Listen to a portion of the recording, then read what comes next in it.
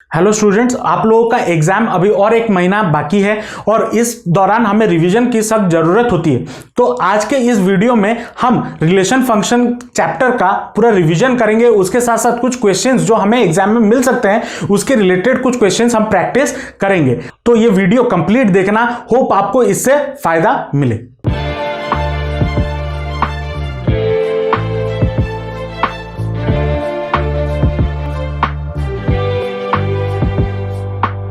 पहला चीज हम समझेंगे वो क्या है, रिलेशन। रिलेशन का मतलब क्या होता है?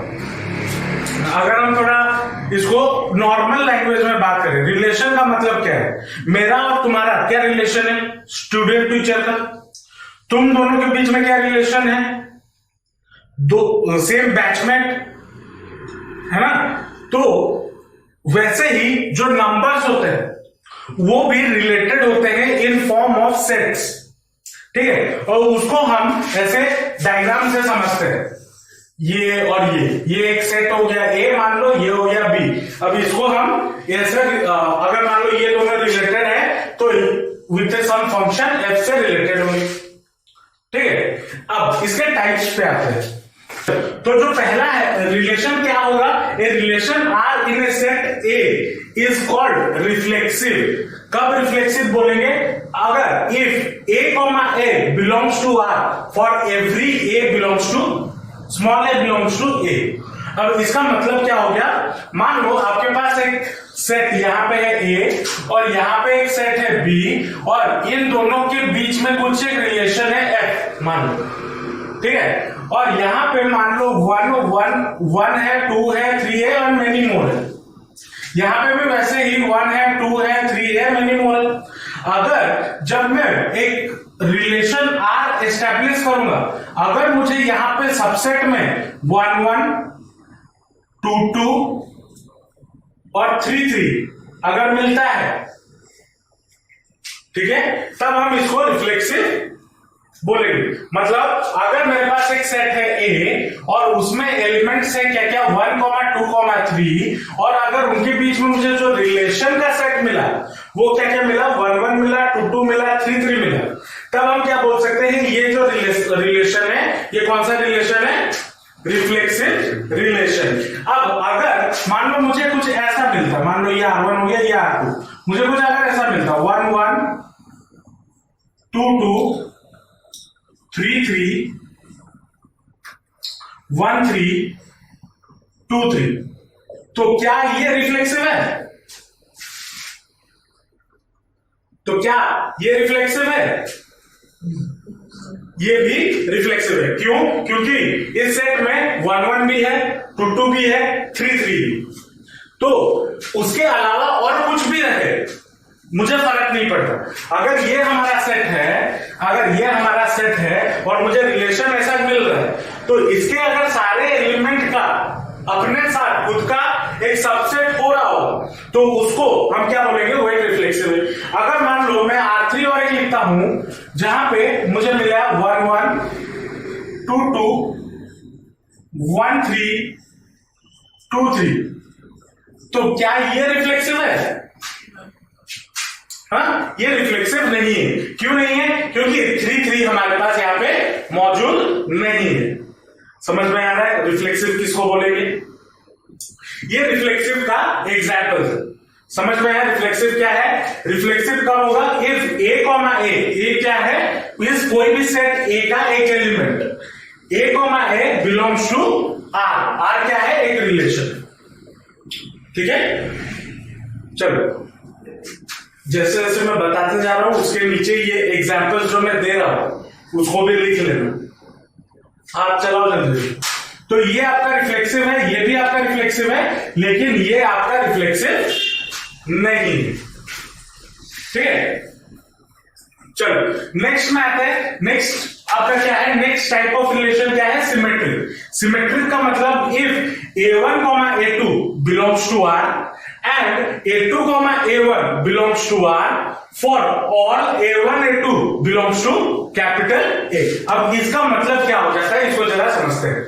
मान लो मुझे यहां पे कोई एक रिलेशन गिवन है, ये लिख लो, ये सेट गिवन है, ठीक है, सेट क्या है 1, 2, 3, ये अगर गिवन है, मुझे मान लो एक रिलेशन गिवन है R1, उसमें 1, 2, 2, 1, 3, 1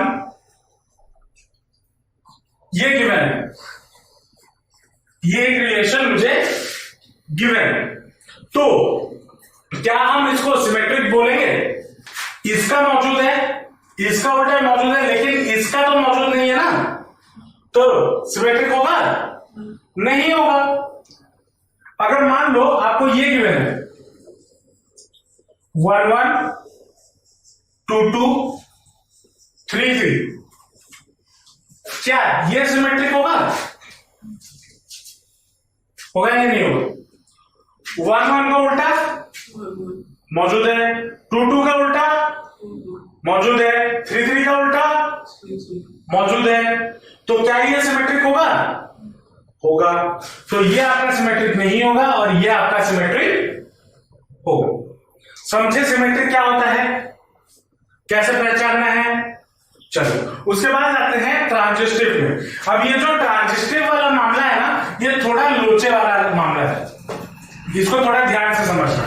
क्या है, अगर यहां पे क्या बोला है, अगर आपके पास R A B एक रिलेशन है, ठीक है, A और B रिलेटेड है, एंड RBC भी मौजूद है। अगर ये दोनों मौजूद है और आपको RAC मिलता है, अगर आपको RAC मिलता है, तब वो जो सेट होगा वो क्या होगा? ट्रांजिस्टिव होगा। मतलब अब इसको थोड़ा क्या समझना है, देखो अगर आपके पास ये मौजूद है, ये मौजूद है, तो ये अगर मौजूद है, अगर ये तीनों मौजूद हैं, तो ये ट्रांजिस्टिव होगा। अगर ये मौजूद है, ये मौजूद नहीं है, ये मौजूद है, ये दोनों है लेकिन ये नहीं है, तब भी ट्रांजिस्टिव होगा। लेकिन अगर ये मौजूद है, ये मौजूद है, अगर ये मौजूद नहीं है, तब ट्रांजिस्टिव नहीं होगा। ठीक है, अगर ये मौजूद है, ये मौजूद है और ये नहीं है, तब भी ट्रांजिस्टिव नहीं होगा। ये नॉट ट्रांजिस्टिव, ये भी नॉट ट्रांजिस्टिव, लेकिन ये दोनों केसेस में ये दोनों ट्रांजिस्टिव होंगे। समझे या नहीं समझे? एग्जाम्पल से करें, मान लो आपके पास R1 गिवन है, RAB 1, 2 है, RBC मतलब 2 और 3, यहां पे इसके साथ 2 है ना, तो स्टार्टिंग में 2 और 3 ये है। अब इन दोनों के बीच में रिलेशन है, 1 और 3 मौजूद है, तो ये ट्रांजिस्टिव होगा। अगर यहां से मैं इसको हटा दूं, तो क्या अब ये ट्रांजिस्टिव है?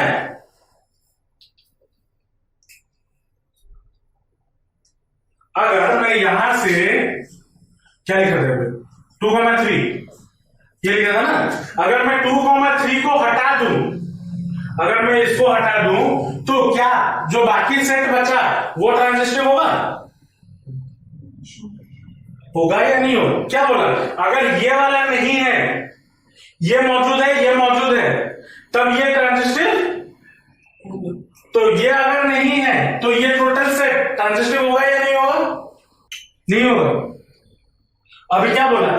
RAB मौजूद हो, और अगर RBC मौजूद हो और RAC मौजूद हो, तब वो ट्रांजिस्टिव होगा। अगर मैं इसको हटा देता हूं, ये मौजूद है, ये मौजूद है, वो भी ट्रांजिस्टिव होगा। अब 1, 2 मौजूद है, इसको मैं अगर 1 को A ले लेता हूं, 2 को B ले लेता हूं, तो यहां पे भी B हो गया, ये हो गया C। अगर AB मौजूद है, BC मौजूद है, यहां पे AC मौजूद है। अब अगर मैं इसको हटा देता हूं, तो क्या ये ट्रांजिस्टिव नहीं होगा? तो नहीं कैसे बोल रहे थे? समझे? अगर मैं इसको हटा दूं, ट्रांजिटिव होगा होगा या नहीं होगा? नहीं होगा। अगर मैं इसको हटा दूं होगा ट्रांजिटिव? नहीं होगा। समझे ट्रांजिटिव क्या है, सिमेट्रिक क्या है, रिफ्लेक्सिव क्या है? समझ में आया? पक्का? चलो, उसके बाद आता है आपका इक्विवेलेंस रिलेशन। इक्विवेलेंस रिलेशन क्या होता है? अगर कोई एक रिलेशन रिफ्लेक्सिव भी है, सिमेट्रिक भी है और ट्रांजिटिव भी है, अगर वो तीनों हैं तो उसको हम क्या बोलेंगे? वो है इक्विवेलेंस रिलेशन है। उसके बाद और एक छोटा सा चीज यहां पे आता है जो कि है इक्विवेलेंस क्लास। इक्विवेलेंस क्लास क्या होता है? It is defined as the set of all such elements of A which are related to small A under relation R. और इसको कैसे लिखा जाता है? स्क्वायर ब्रैकेट के अंदर a which is equal to x belongs to a such that x comma one x comma A belongs to R. पता है? समझ नहीं है? कुछ एग्जाम्पल से समझते हैं। मान लो आपके पास एक सेट है 1 2 3, ठीक है, और आपको रिलेशन यहां पे क्या गिवन है? रिलेशन मान लो आपको गिवन है 1 2 2 3 3 4 8 1 3 लिख लो और 3 2। मान लो ये कुछ आपका रिलेशन गिवन है। अगर यहां पे आपको पूछे find the equivalence class, equivalence class of 1, तो क्या होगा?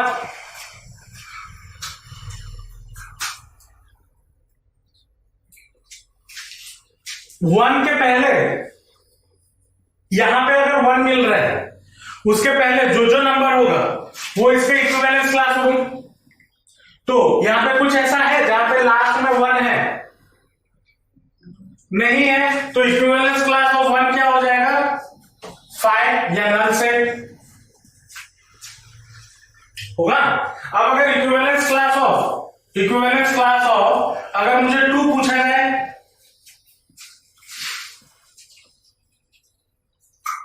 टू के साथ और क्या क्या है? मतलब बाद में 2 है और उसके पहले और क्या क्या मौजूद है? यहाँ पे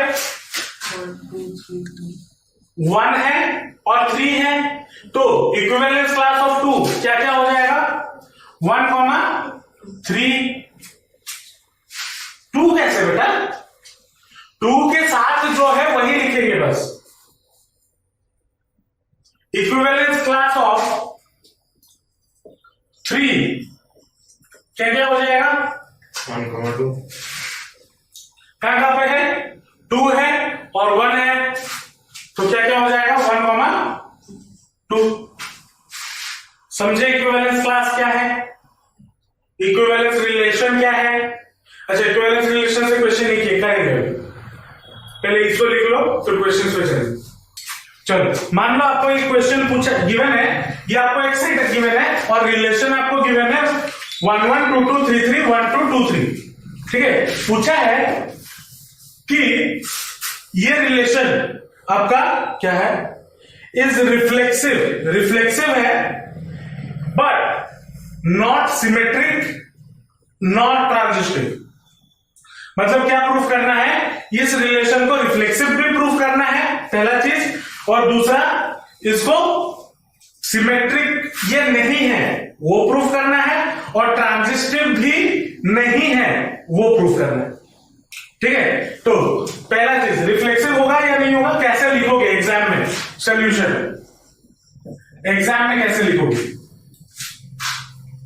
तो समझना जरा। अब यहां पे जो सिमेट्रिक रिफ्लेक्सिव होने के लिए क्या क्या मौजूद होना जरूरी है? 1 1 2 2 और 3 3, क्योंकि सेट हमें क्या गिवन है? 1 2 3 का। तो हम यहां पे क्या लिखेंगे? एज 1 1 2 2 3 3 आर या belongs to R, therefore R is reflexive. ये पहला चीज प्रूव हो गया। इतना ही लिखना है बस। उसके बाद इसको सिमेट्रिक प्रूफ नहीं करना है, मतलब ये सिमेट्रिक है, सॉरी नहीं है, वो प्रूफ करना है।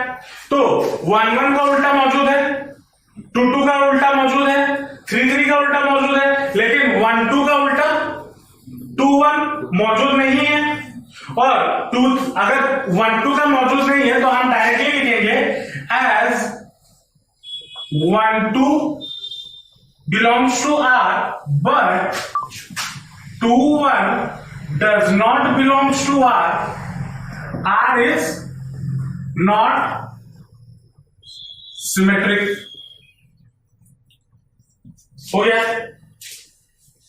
समझे? अब आते हैं और क्या प्रूफ करना था, ट्रांजिस्टिव। तो ट्रांजिस्टिव के लिए क्या होना चाहिए, ये रिलेशन अभी जो बताया इससे पहले, थोड़ी देर पहले, तो 1 1 मतलब अगर यहां पे हम देखें 1 1 रिलेटेड है किसके साथ, 1 1 के साथ, अच्छा 1 तो किसी और के साथ, चलो यहां पे देख लेते हैं 1 2। अगर 1 को मैं ए ले लूं और 2 को मैं बी ले लूं, ए ये बी, ये हो गया बी, ये हो गया सी। आर ए बी मौजूद है, आर बी सी मौजूद है, लेकिन आर ए सी मौजूद नहीं है। तो अगर आर ए सी मौजूद नहीं है तो क्या ये ट्रांजिस्टिव होगा, नहीं होगा।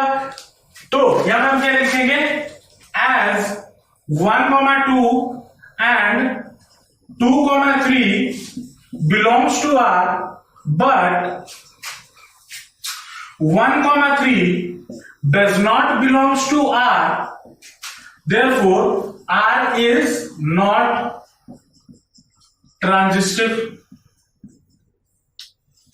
समझे या नहीं समझे, समझ में आया, पक्का? लिख लो, नेक्स्ट क्वेश्चन पे चलेंगे। आपको ये क्वेश्चन है, गिवन है क्या, एक सेट है 1 2 3 और रिलेशन में आपको गिवन है 1 2 और 2 1। हमें ये प्रूफ करना है कि ये रिलेशन सिमेट्रिक है, ये प्रूफ करना है, ट्रांजिस्टिव नहीं है और रिफ्लेक्सिव नहीं है, वो भी प्रूफ करना है। समझे क्वेश्चन क्या है? क्वेश्चन बोला है, यहां मैं पढ़ देता हूं एक बार। क्वेश्चन पूछा है कि given by are 1 2 and 2 1 is symmetric but neither reflexive nor transitive, ये प्रूफ करना है। ठीक है, तो ये प्रूफ करने के लिए पहले हम क्या प्रूफ करेंगे कि ये सिमेट्रिक है। तो सिमेट्रिक प्रूफ करने के लिए क्या होगा, 1 2 2 1 A1 A2 implies that A2 A1 दोनों मौजूद है। तो as 1 2 and 2 1 belongs to R, therefore R is क्या, सिमेट्रिक। अब दूसरा चीज क्या बोला है, ये रिफ्लेक्सिव नहीं है, वो प्रूफ करना है। तो यहां पे हम क्या लिखेंगे, ए या फिर हम बोल सकते हैं 1 1 2 2 3 3 does not belongs to R, therefore R is not reflexive, ये बोलेंगे। समझे? अब अगर उसके बाद दूसरा क्या प्रूफ करना था, ये ट्रांजिस्टिव भी नहीं है। तो अगर मैं 1 को ए लेता हूं और 2 को बी लेता हूं, तो ए भी मौजूद है, बी ए भी मौजूद है, बी ए मौजूद है, बी सी है ही नहीं। तो देयरफॉर हम क्या लिखेंगे, एज 1 2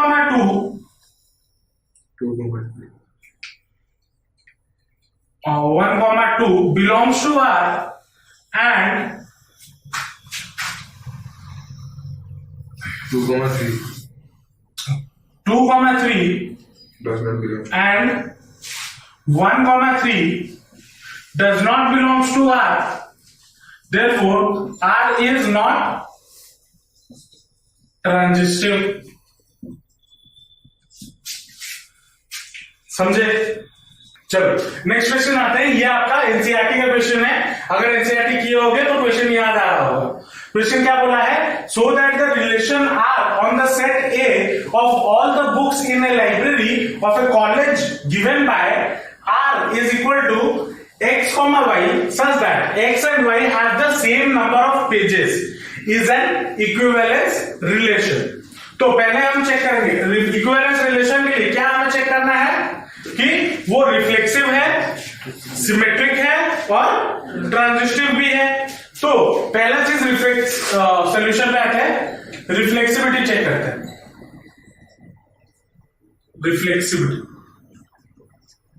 रिफ्लेक्सिबिलिटी के लिए क्या होना जरूरी है? मान लो कोई भी एक रैंडम सा बुक है जिसमें x नंबर ऑफ पेजेस है, वो लाइब्रेरी के अंदर है ना।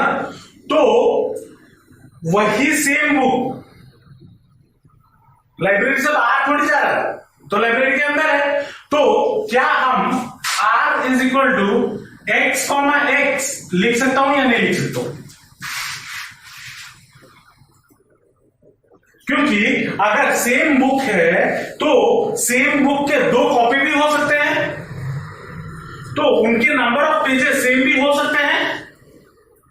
तो r x, x हो सकता है या नहीं हो सकता है? ये हो सकता है या नहीं हो सकता? मतलब x, x belongs to r को बिलोंग करता है। तो देयरफॉर हम क्या बोल सकते हैं? r is reflexive. बोल सकता हूं या नहीं बोल सकता हूं? बोल सकता हूं या नहीं बोल सकता हूं? बोल सकता हूं। उसके बाद रिफ्लेक्सिबिलिटी के बाद हमें और एक क्या करना है? चेक करना है सिमेट्रिक। तो सिमेट्रिक के लिए क्या करना होगा? सिमेट्रिक करना है ना। तो सिमेट्रिक करने के लिए मान लो यहां पे आपका रिलेशन क्या है? x, y such that x and y have the same number of pages। मतलब x, and y have same number of pages है ना। तो मतलब x, y belongs to r होगा या नहीं होगा? वैसे ही अगर मैं ये बोलूं तुम्हारे पास 5 पेन है, मेरे पास 5 पेन है, मेरे पास 5 पेन है, तुम्हारे पास 5 पेन है, क्या फर्क है उसमें? कुछ फर्क है? नहीं है ना। तो वैसे मैं क्या लिख सकता हूं? y and x have same number of pages। तो मैं क्या बोल सकता हूं? y, x also belongs to r। तो x, y मौजूद है, y, x मौजूद है, देयरफॉर ये सिमेट्रिक हो। देयरफॉर हम क्या लिखेंगे? r is symmetric. होगा या नहीं होगा? होगा। उसके बाद नेक्स्ट क्या चेक करना है? ट्रांजिस्टिव। तो ट्रांजिस्टिव चेक करने के लिए इसको जरा समझते हैं, ठीक है? ट्रांजिस्टिव कैसे प्रूव करेंगे? मेरे पास 5 पेन है, तुम्हारे पास 5 पेन है, तुम्हारे पास 5 पेन है, ठीक है? मैं क्या बोलूंगा? मैं मान लो बोला मेरे पास 5 पेन है, इसके पास 5 पेन है। अनुष्का बोली मेरे पास 5 पेन है, अंकित के पास 5 पेन है। तो मतलब हम दोनों के पास भी 5-5 पेन है ना। तो अगर मैं यहां पे बोलूं ट्रांजिस्टिव के लिए x, y belongs to r। x, y क्या है? Same number of pages. y, z belongs to r। मान लो z एक तीसरा बुक है जिसमें y का और z का पेजेस सेम है। तो मैं क्या बोल सकता हूं? मतलब इसके लिए यह स्टेटमेंट क्या होगा? x and y have same number of pages. यहां पे स्टेटमेंट क्या होगा? y and z have same number of pages. और तो मैं क्या बोल सकता हूं, X and Y same number of pages है, वाई एंड जेड भी सेम नंबर ऑफ पेजेस है, तो मैं क्या बोल सकता हूं, एक्स एंड जेड भी सेम नंबर ऑफ पेजेस है, बोल सकता हूं। दैट इंप्लाइज ये एंड कंडीशन है, एंड ये दोनों मिलके ये इंप्लाई कर रहा है, मतलब इसके लिए क्या है, x and Z also have same number of. तो मैं क्या बोल सकता हूं, देयरफॉर आर इज ट्रांजिस्टिव। तो जब आर सिमेट्रिक भी हो गया, रिफ्लेक्सिव भी हो गया और ट्रांजिस्टिव भी हो गया, तो आर हमारा क्या हो जाएगा, इज एन इक्विवेलेंस रिलेशन हो जाएगा। देयरफॉर मैं क्या लिखूंगा, R is a equivalence relation. समझे या नहीं समझे, समझ में आया या नहीं है, पक्का? क्या लिख चुके, ये साइड लिख चुके हो? चलो अब आते हैं नेक्स्ट जो टॉपिक हमें सीखना है इस चैप्टर में, आपको सीखना है वो है टाइप्स ऑफ फंक्शन। अब फंक्शन बेसिकली होते हैं दो तरीके के, दो टाइप के फंक्शन। क्या होता है वो हमने 11th क्लास में पढ़ा हुआ है, ठीक है। अब जो फंक्शन है उनके जो टाइप्स होते हैं वो बेसिकली दो टाइप के होते हैं, लेकिन इधर उधर से निकाल के और 2-3 टाइप उसमें से आ जाते हैं, सब टाइप्स भी बन जाते हैं। तो पहला जो टाइप है वो है आपका 1-1 फंक्शन। 1-1 फंक्शन क्या होता है, a function if such that x belongs to y is defined to be injective। 1-1 function को इंजेक्टिव भी बोलते हैं, ठीक है। Injective if the images of distinct elements of x under f are distinct, that is for every x1 and x2 belongs to x, such that fx1 is equal to fx2, that is equal to fx1 is equal to x2, otherwise f is called many one function। अब इसको थोड़ा समस्या मुझे पता है, ये ऊपर से निकल गया होगा, क्या है डायग्राम से समझो क्या बोला है। अब यहाँ पे ये एक सेट है, यहाँ पे ये एक सेट है, ठीक है। अब ये जो सेट है इसके डिस्टिंक्ट इमेजेस यहाँ पे मौजूद हैं। डिस्टिंक्ट इमेजेस मतलब 1 ए के साथ, 2 बी के साथ, 3 डी के साथ, 4 सी के साथ। अब इसको ऐसे समझना, मान लो ये आपका स्कूल है और स्कूल में ये मान लो नंबर ऑफ लड़कियां हैं और ये मान लो नंबर ऑफ लड़के हैं। 4 लड़कियां 4 लड़कों के साथ सेट हो सकते हैं, 4 लड़कियां 5 लड़कियों के साथ तो सेट हो नहीं सकते, और अगर होता है किसी को अगर पता चला तो वो चप्पल से खाएगा, है ना। तो यहाँ पे हर एक लड़की का हर एक लड़के के साथ रिलेशन है, ठीक है। तो उस टाइप ऑफ रिलेशन को या उस टाइप ऑफ फंक्शन को हम क्या बोलेंगे, 1-1 फंक्शन। मतलब यहाँ पे 4 लड़कियां थी, 4 लड़कियां सेट हो गए और 2 लड़के कुंवारे ही रह गए, ठीक है। तो उस टाइप ऑफ फंक्शन को हम क्या बोलेंगे, 1-1 फंक्शन। अब यहां पे अगर हम देखें ये वाला भी आपका एक 1-1 फंक्शन है। अच्छा, उस पे जाने से पहले इधर आ जाते हैं, यहां पे क्या ये 1-1 फंक्शन है? मैंने क्या बोला, डिस्टिंक्ट होना चाहिए, अलग अलग। ये इसके साथ है, ये इसके साथ है। अब देखो ये आपका नंबर ऑफ लड़के हैं, ये आपका नंबर ऑफ लड़कियां हैं, ठीक है ना। सारे लड़कियों के साथ एक एक लड़के हो सकते हैं, लेकिन 2 लड़कियां एक लड़के के साथ नहीं हो सकते। तो क्या ये आपका क्या बोलो 1-1 फंक्शन है? नहीं है। ये आपका 1-1 फंक्शन है? नहीं है। तो ये दोनों आपका 1-1 फंक्शन नहीं है, ये आपका 1-1 फंक्शन है। और यहां पे अगर देखें इसका भी सारे डिस्टिंक्ट एलिमेंट्स हैं, तो ये भी आपका एक 1-1 फंक्शन। समझे 1-1 फंक्शन किसे कहते हैं? 1-1 फंक्शन के लिए क्या होना चाहिए, डिस्टिंक्ट एलिमेंट के साथ रिलेशन होना जरूरी, ठीक है। उसके बाद नेक्स्ट आते हैं ऑन-टू फंक्शन, या फिर उसको हम बोलते हैं सब्जेक्टिव। अच्छा, उधर जाने से पहले इसको जरा समझो, ये दोनों अगर 1-1 फंक्शन है, ये दोनों फंक्शन क्या होंगे, इनको मेनी वन फंक्शन बोला जाएगा, ठीक है। देखो यहां पे लिखा हुआ है, कहां गया, otherwise F is called many one function. मतलब अगर डिस्टिंक्ट एलिमेंट्स नहीं है तो उस टाइप ऑफ फंक्शन को हम क्या बोल सकते हैं, मेनी वन फंक्शन भी बोल सकते हैं। तो ये जो दो टाइप है, मतलब ये वाला और ये वाला, ये दोनों मेनी वन फंक्शन है, ये दोनों वन वन फंक्शन है। ठीक है, उसके बाद आते हैं ऑन टू फंक्शन या सब्जेक्टिव। क्या है, a function F such that x belongs to y is said to be surjective if every element of y is the image of some element of x under f. That is, for every y belongs to capital Y, there exists an element x such that fx is equal to y. अब इसको समझते हैं diagram से। ये क्या बोलना चाहता है, ये स्टेटमेंट से हमें क्या समझना है। ये बोलता है अगर मान लो ये आपका एक सेट है x, ये आपका एक सेट है y, ठीक है, y के सारे एलिमेंट्स के प्री इमेज इस सेट में मौजूद होने चाहिए। वही चीज ये बोल रहा है।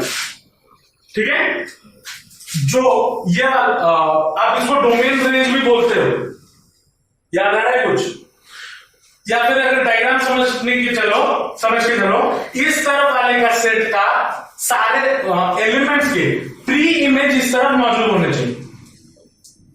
अब देखो, जब ये हम फंक्शन बना रहे हैं ना, इधर इस वाले सेट में खाली अगर कोई एलिमेंट रह जाता है कोई दिक्कत नहीं, लेकिन ये वाला सेट कभी खाली नहीं होना चाहिए। तो अगर खाली रह गया तो हम उसको फंक्शन नहीं बोलेंगे, फंक्शन होगा ही नहीं।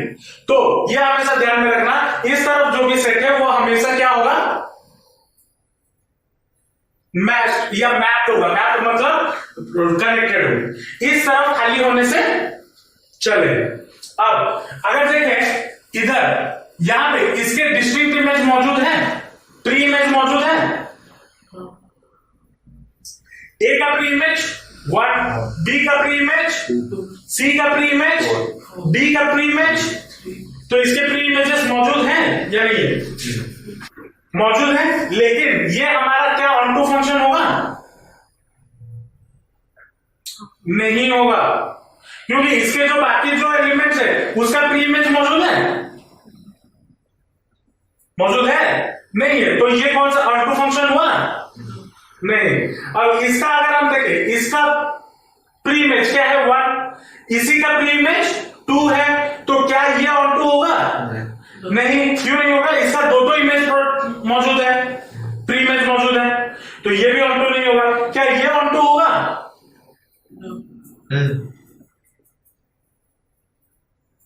इसका एक प्री इमेज 1 मौजूद है, इसका प्री इमेज 2 भी मौजूद है, सब यहां पे सारे जो एलिमेंट्स है सबका प्री इमेज मौजूद है। तो कौन असुविधा, प्री इमेज तो अच्छी ना। अच्छा तुम कुछ एटा में पाइबे তাহলে এটা में হওয়া কথা ইয়ার ভিত্তিটা মজুদ আছে, কিন্তু এটি এ ই আর এফ খালি भी তো আছে, খালি আছে না नहीं, তাকে প্রি ইমেজ মজুদ আছে নাই, ସେଥିପାଇଁ এটা ହେଲାନି। କିନ୍ତୁ এটা অন্টু হবো কাହିଁକି, ସମସ୍ତଙ୍କର ପ୍ରି ଇମେଜ अवेलेबल ଅଛି, ଏଠି ସମସ୍ତଙ୍କ ପ୍ରି ଇମେଜ अवेलेबल ଅଛି।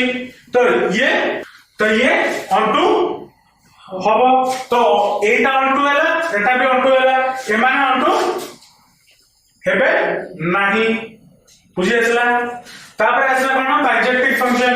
বাইজেক্টিভ ফাংশন কোন, जो माने जोटा इंजेक्टिव भी होबो आउ सब्जेक्टिव भी होगा, माने जो फंक्शन इंजेक्टिव भी होगा और सब्जेक्टिव भी होगा, उस टाइप ऑफ फंक्शन को हम क्या बोलेंगे, बाइजेक्टिव फंक्शन। ये फंक्शन 1 भी हो रहा था, 1 है या नहीं है, सबका इमेज मौजूद है, ऑन टू है, सबका प्री इमेज भी मौजूद है, तो ये एक क्या हो गया, बाइजेक्टिव फंक्शन हो गया। समझे, पक्का लिखना है लिख लो, इसके related 2 question. otherwise if is called many one সেটা হচ্ছে 1 ফাংশনের জীবন না many one টাকে আলাদা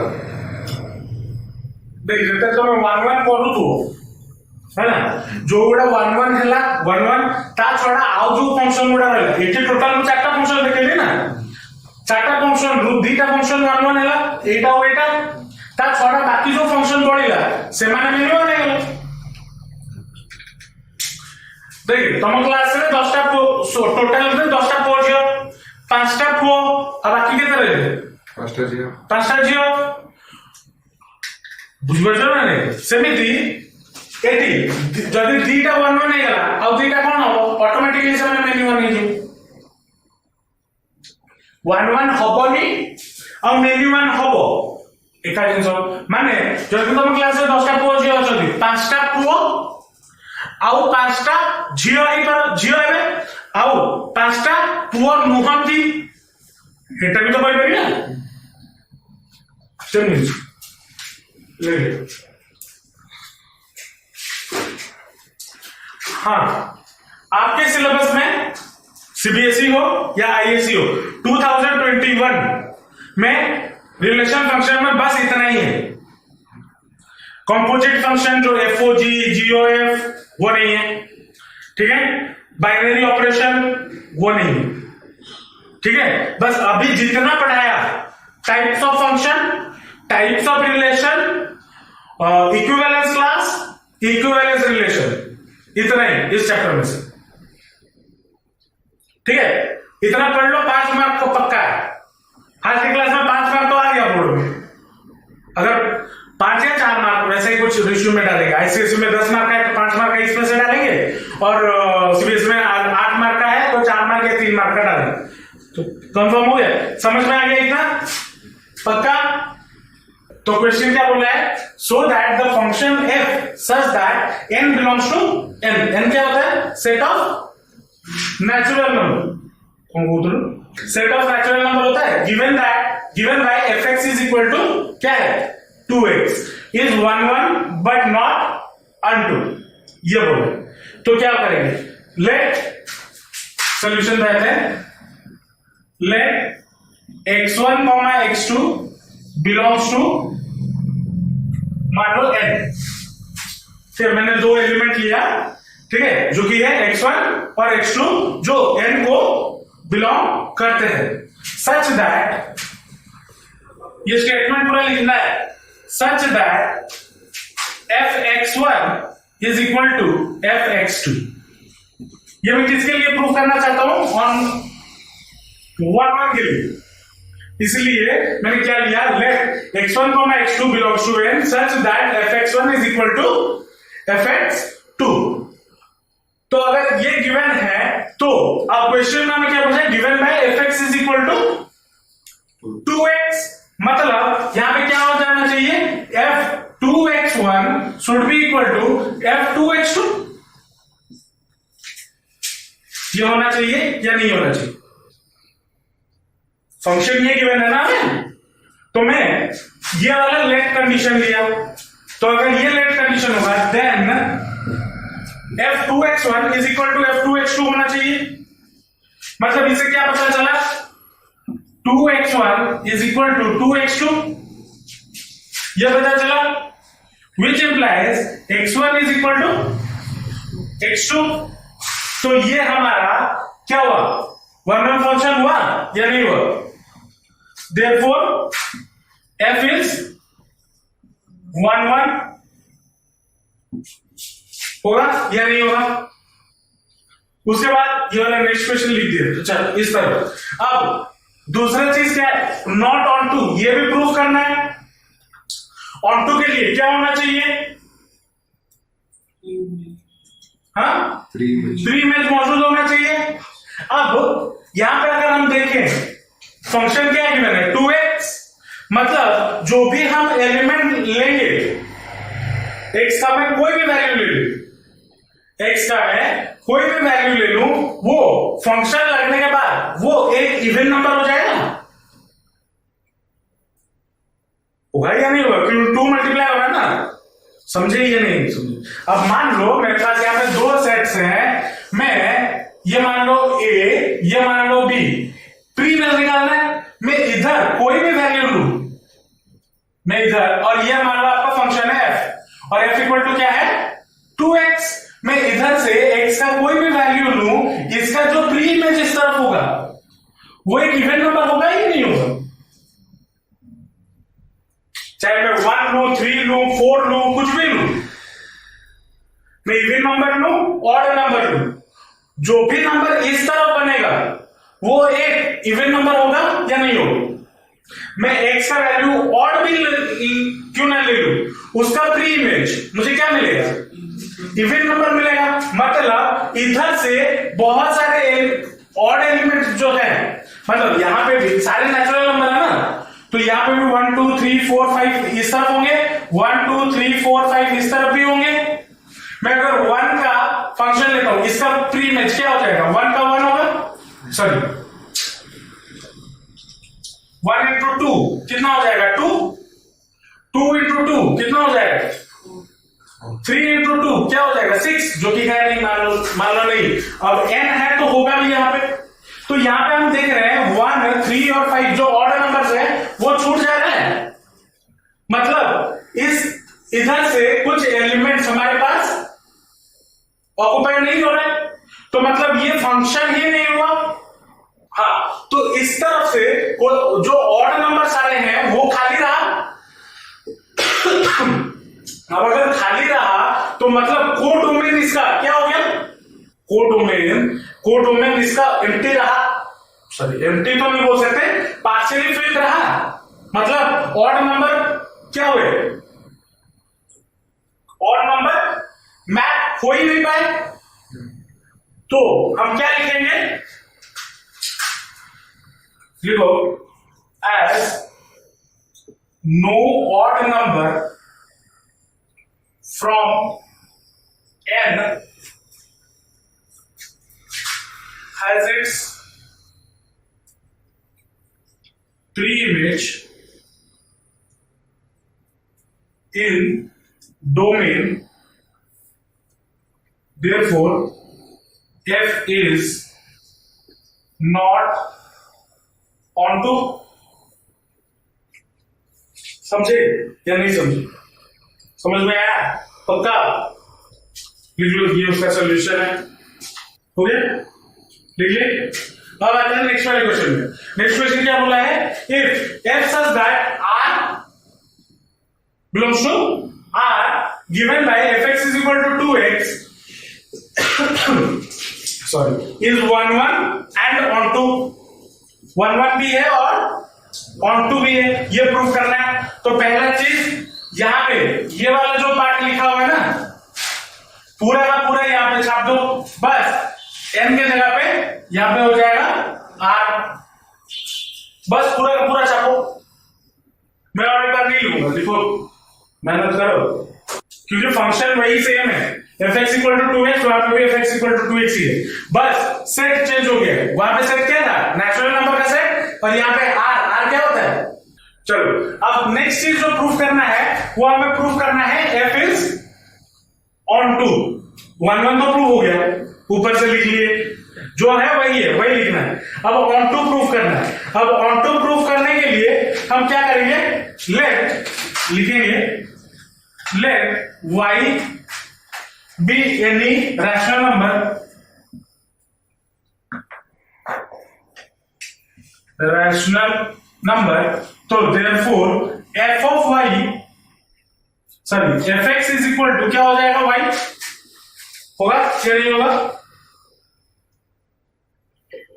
अगर कोई रैशनल नंबर है तो fx इक्वल ऑन टू के लिए क्या होना चाहिए, fx should be equal to y, अभी तो डेफिनेशन लिखे होना चाहिए।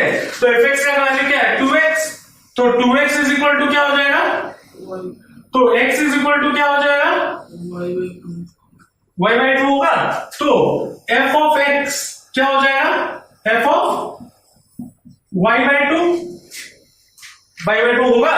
अब इस x के जगह पे मैं अगर y बाई 2 पुट करूं तो क्या हो जाएगा, f of y by 2 is equal to 2 into y by 2, 2 gets cancel, which is equal to क्या हो गया, y आ गया।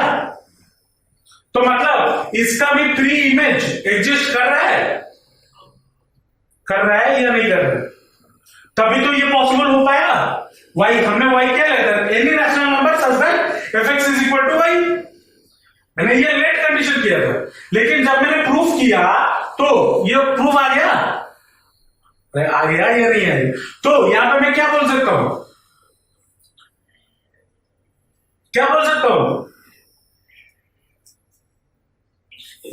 यहां पे जो y/2 है वो एक रैशनल नंबर होगा जो इसको इस सेट को बिलोंग करेगा। तो देयरफॉर हम क्या लिख सकते हैं, लिख सकता हूं इसका सबका प्री इमेज मौजूद होगा।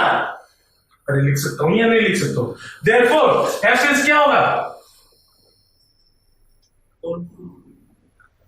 On to. देयरफॉर 1 भी प्रूव हो गया, ऑन टू भी प्रूव हो गया। देयरफॉर एफ इज बाइजेक्शन होगा या नहीं होगा, और वही प्रूव करना था। समझ में आया? पक्का घर जाना, क्या करना, इस चैप्टर का टेनियर निकालना। टेनियर में जहां जहां पे आपको जो क्वेश्चन मैं करवाया हूं अभी, या फिर अगर समझ में ना आए तो टेनियर एक बार ले आ जाना, मैं मार्क कर दूंगा क्या क्या क्वेश्चन करना है, ठीक है, ताकि और एक बार प्रैक्टिस हो जाए। टेनियर में से इस टाइप के क्वेश्चन करना, प्रैक्टिस हो जाएगा। समझ में आया क्या क्या सिलेबस में है और हमें करना क्या है, पक्का? चलो, तो ये था आपका chapter number 1 relation and function. Next class हम chapter number 2 inverse trigonometric function उसको करेंगे। होप आपने पूरा वीडियो कंप्लीटली देखा है। अगर आपको ये वीडियो अच्छा लगा तो आपने लाइक जरूर कर देना, अपने दोस्तों के साथ शेयर जरूर करना, और जाते जाते चैनल को सब्सक्राइब कर देना, क्योंकि आपके पढ़ाई के रिलेटेड वीडियोस मैं अपने चैनल पे रेगुलरली अपलोड करता रहता हूं। तो मिलते हैं नेक्स्ट रिवीजन वीडियो में। Till then all the best, जमकर पढ़ाई करते रहिए and thanks for watching the video.